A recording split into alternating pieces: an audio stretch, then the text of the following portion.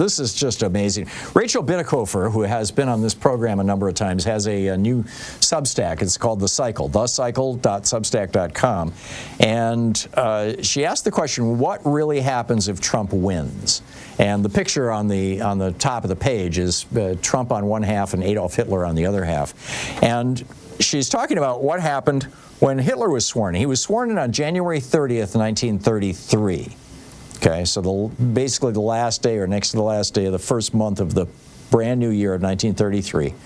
And when he was sworn in, he took the oath of office and he swore that he would uphold the German Constitution. By March, now keep in mind this is January, the end of January, and February is a very short month. By March, so 6 weeks later, the Dachau concentration camp was open with its inaugural prisoners, and no, they weren't Jews.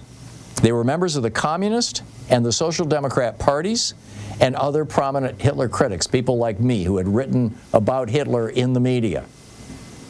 His critics, including some members of the Reichstag. He imprisoned members of the German parliament at Dachau 6 weeks after he came into office. You get this? And this is what Trump says he wants to do. He says there's an enemy within, and he wants to go after them. He wants to use the power of the federal government and the military to go after them. Between 1933 and 1939, the criminal court sentenced tens of thousands of Germans, not Jews, Germans, for, quote, political crimes. By April, a month later, they were purging Jews from the civil service and banning them from practicing law.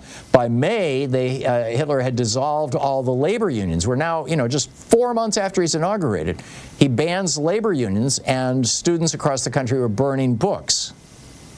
But she notes, for average Germans, life just went on. It was perfectly normal. Jobs were worked, errands were run, dinners were cooked, people went to the movies, life carried on.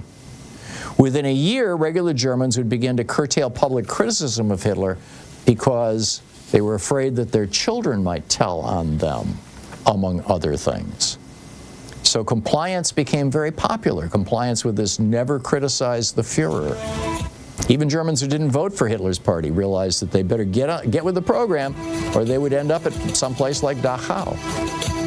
If Donald Trump returns to power, Rachel Bittekofer writes, Americans should be prepared for catastrophic change.